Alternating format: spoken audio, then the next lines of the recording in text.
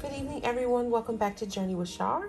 I wanted to show you all really quick how I freeze my Crumbl cookies, all right? When I buy the package and I bring it home, I put it directly in the freezer in the box.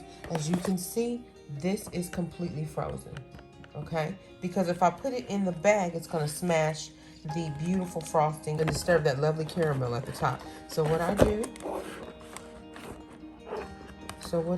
I take one of the lovely cookies and I put it in the freezer bag just like that. And I go ahead on and make sure all the air is out. So I even like to fold it to double check.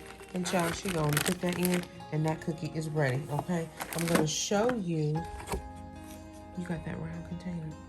These also are cookies that I did. This was the one from last week. Make sure that air is out. You want to make sure the air is completely out.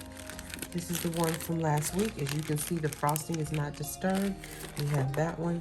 And we also have that delicious mango one, y'all. If you have not tried, was this frozen? Hey. It's from IKEA. I don't know if it's frozen. Okay, I think this is an IKEA bag. We're gonna change this mango into a frozen bag. But this is how I do it. And I even freeze the ones that we do have. Okay, so I'm gonna take this mango one out so y'all can see how it is completely frozen, and we're gonna put it in this freezer bag. Okay, put that in that freezer bag. All right, just like so. And it goes in beautifully. Make sure all the air is out. And there we go, y'all. Look at that, beautiful, undisturbed Crumbl cookies. And I have one more. I actually have two more here. Y'all, look at that. Two more. Let me show you what I do again, just in case some of y'all missed it. All right, we're just gonna do one more, and then I'm gonna show you what I'm gonna store them in. Okay, so we're gonna take this Crumbl cookie out of there. It's completely frozen, as you can see, still beautiful and intact. Honey, she gonna put that in there. Good to go. Make sure all the air is out.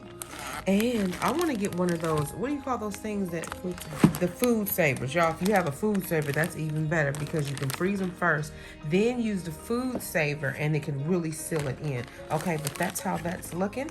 And I'm going to do this last one and then I'm going to show you what I'm going to store it in, okay? So stay tuned.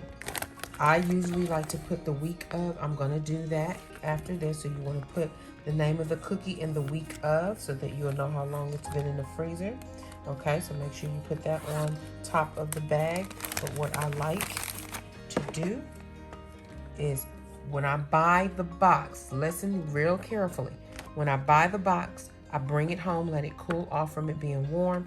Then I put it in the freezer in the box. That makes the cookie stay intact, okay? I do not put it in while the cookie is still room temperature. Then you go ahead on, look how that's undisturbed. You make sure there's all the air out. If you have a food saver, by all means, use that food saver.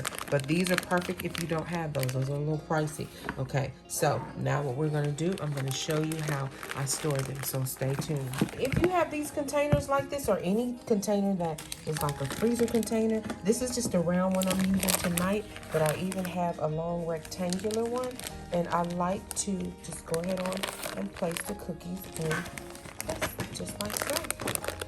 All right, and I like to store them like that. And you can get a bigger, long rectangular.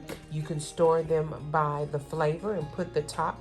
As you put your top on, you can put the top on and you can put a label, salted caramel cheesecake, and also put the date. And child, go ahead and put that in the freezer just like so. Look at that. And when you want a cookie, you can go ahead, take it out. You can eat one by yourself or you can share one, okay? But that's how I put this in the freezer.